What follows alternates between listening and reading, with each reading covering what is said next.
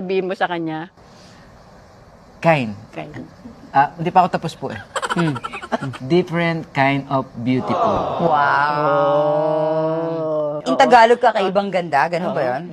Different kind of, iba't ibang klase yung kagandahan niya. Meron sa Wow. loob, meron sa labas, meron sa bumbunan, meron sa talampakan.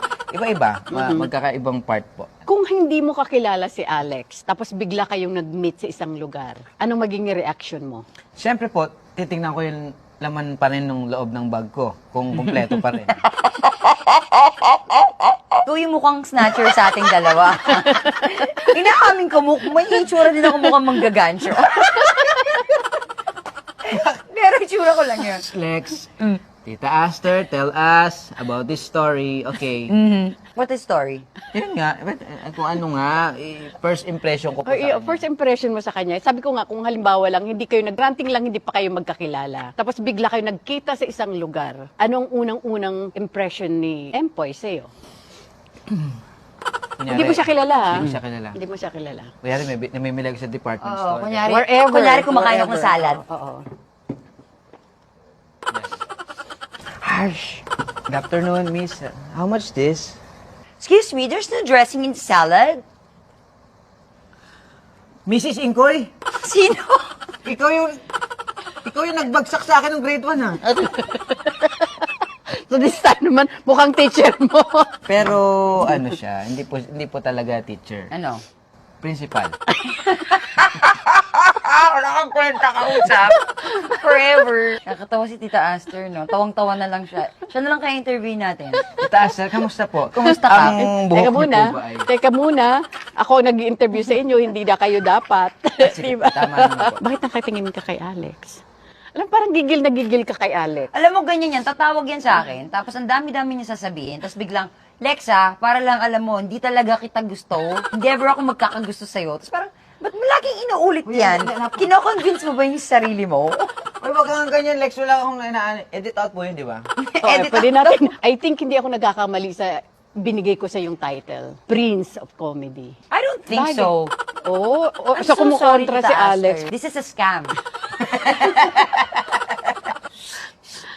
Light, camera, is camera. Ikaw, marami ka nang nakatrabaho, di ba, na ibang leading lady. Ganon din ikaw, di ba? Pero iba yung chemistry niyong dalawa. Bakit? I think yung fun lang, yung sincere, hindi dapat seryosohin kasi parang wala naman ding maniniwalang magkakagusto ako sa kanya eh. Ano yun? Ulit? Hindi, nasa script yun. May script ba?